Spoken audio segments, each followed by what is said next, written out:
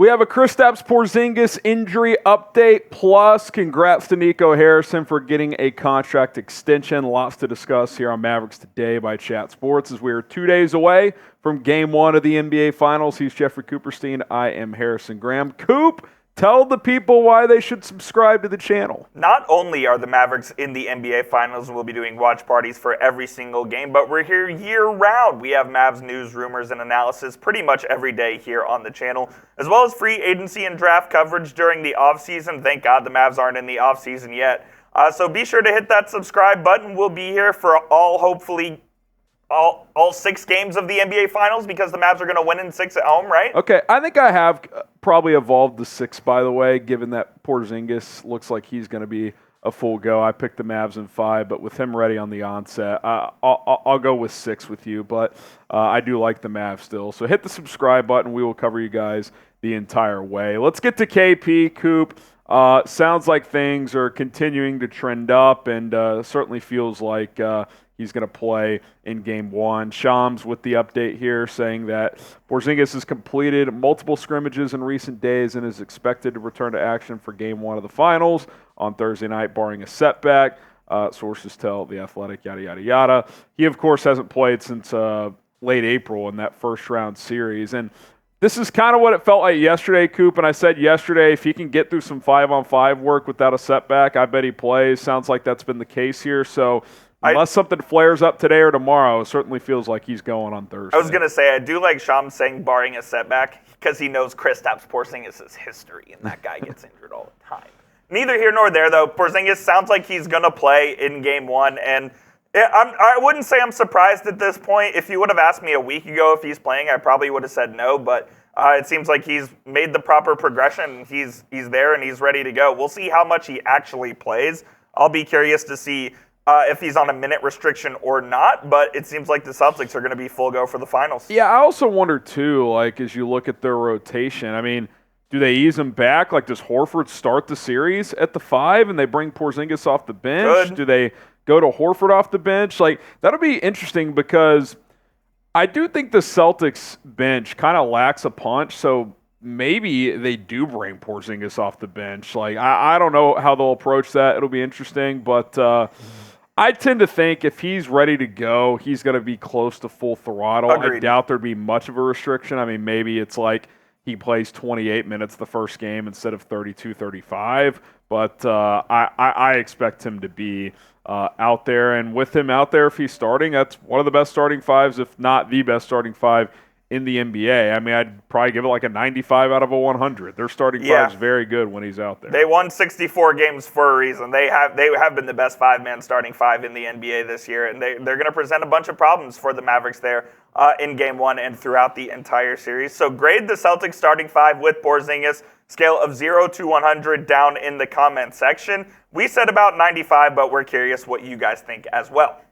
Let's talk Nico. Nico gets a well-earned extension as he's kind of rebuilt this roster in the last 12 months, 18 months, really kind of starting with the Kyrie trade. That was kind of the first domino, obviously. Took a chance, took a swing. We'll kind of give him his props and talk a little bit more about that here in just a second. But first, shout out our sponsor. That is PrizePicks. This is the time, folks, to create a PrizePicks account, prizepicks.com/CLNS.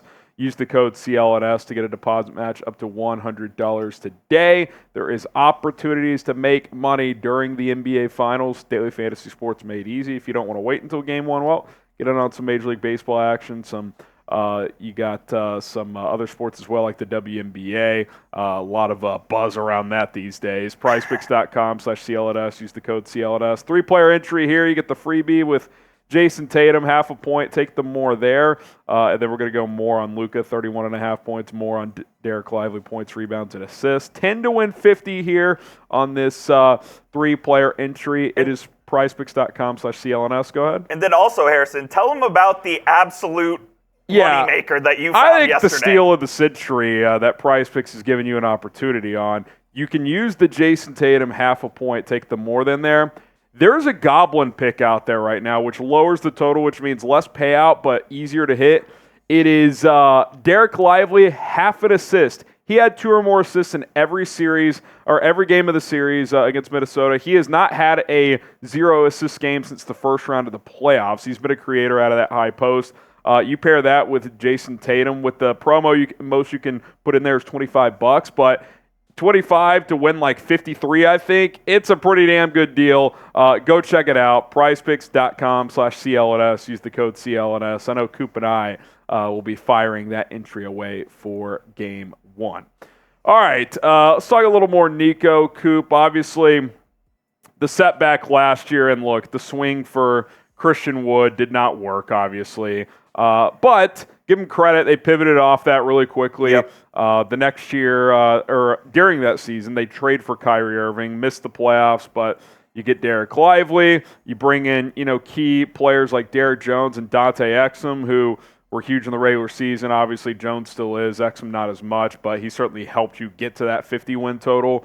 And then you make the trade deadline splashes again this year and get Washington and Gafford. I mean, he's been aggressive. He's been calculated, and most of his moves have paid off very well. And I think the guys he has brought in have really fit into what Jason Kidd wants, and that is guys who will commit to playing defense. And, with guys like P.J. Washington defending better than ever, Derrick Jones has always been an athletic guy on that end. But even you get a Dante Exum coming back over from Europe, like, these guys have just fit in well. Absolutely. Whereas a guy like Christian Wood obviously was just a bad fit. Yeah, Nico also, basically admitted his mistakes in NBA free agency where he signed Grant Williams and Seth Curry, and he sent those guys out for Daniel Gafford and for P.J. Washington as well, including Rashawn Holmes, who they got in the Dereck Lively trade on draft night.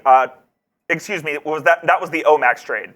They got Rashawn Holmes in the Omax trade. They flip him for Daniel Gafford. So basically, Nico rebuilt this entire team in a year, basically, like you said, starting with the Kyrie Irving trade. And now the Mavs are in the NBA Finals, so he absolutely deserves credit for what he's done in such a short time for the Mavericks, and he was rewarded with a multi-year contract extension, and I think it was well-deserved. Yeah, him getting a deal. Jason Kidd got his deal about a month ago. So the two faces of the franchise, coaching and front office-wise, are locked up for the foreseeable future. How would you grade Nico so far, A, B, C, D, or F? I mean, it's got to be a pretty high grade. Yeah. Doesn't mean he hasn't missed some, but, when you not only make the move for Kyrie, but, kind of understand that you have a built-in relationship there and kind of trust that decision. I mean, that's a ballsy move that he made a year and a half ago to trade for Kyrie. I mean, that was if it doesn't work, Luka could be requesting a trade in a couple of years type of gamble. And the opposite has kind of come to fruition as this team's in the NBA Finals. I'm going to give it a B+, but ask me again in 2 weeks and tell me who's. Yeah, I mean, look, if guys like Gafford and Washington are big reasons why you win the Finals, it's going to be hard to argue against. You look at some betting odds for the Finals, by the way. Celtics 6.5-point favorites for Game 1, -225 in the series, Mavs +180. And by the way, Coop, I saw this the other day, courtesy of Bob Sturm, who does radio here in Dallas. Apparently, this Mavericks team is a bigger underdog than the 2011 team, which is pretty damn surprising considering literally everybody picked the Miami Heat in that series, and for decent reason. It was LeBron, Wade, and Bosh. So I don't know. I find that surprising. I think +180 is pretty damn good value for anyone who likes to gamble a little bit out there. But I will say this, Coop, it does sound like money is coming in on the Mavs, and I think it's because of that value. I think people look at this and say, yeah, the Celtics are probably a slightly more balanced and well-rounded team, but the Mavericks have Luka. They feel like this kind of team of destiny almost. It does not feel like some huge upset if the Mavericks win this series at all. Yeah, I saw Sturm's tweet as well, and I was kind of shocked that this team is bigger underdogs than that 2011 team who ended up beating the Miami Heat in 6. It feels like that team was better, but obviously hindsight's 2020 and whatnot. It is interesting, though. 63% of the bets on the spread and 70% of all moneyline bets for Game 1 have been on the Mavericks. So it seems like the public does like the Mavs, and I think that kind of means people are starting to believe in this team, and they're starting to believe that they can beat the Celtics. And I think it will be a great series, but people really think the Mavs have a chance to do this thing. Yeah, and look, I think a couple things play well in the Mavericks' favor here as an underdog. One, they're a terrific road team. Like, I know the Celtics are as well, but when you're starting this series on the road, like, I feel very confident that Dallas is going to get at least a split in their first 2 games in Boston. They have not fallen short of that in the first 3 rounds. I get it. This is probably a different battle, but they've gone split, sweep on the road to start these series. And in Minnesota, they flat out swept. They didn't lose a road game. Yep.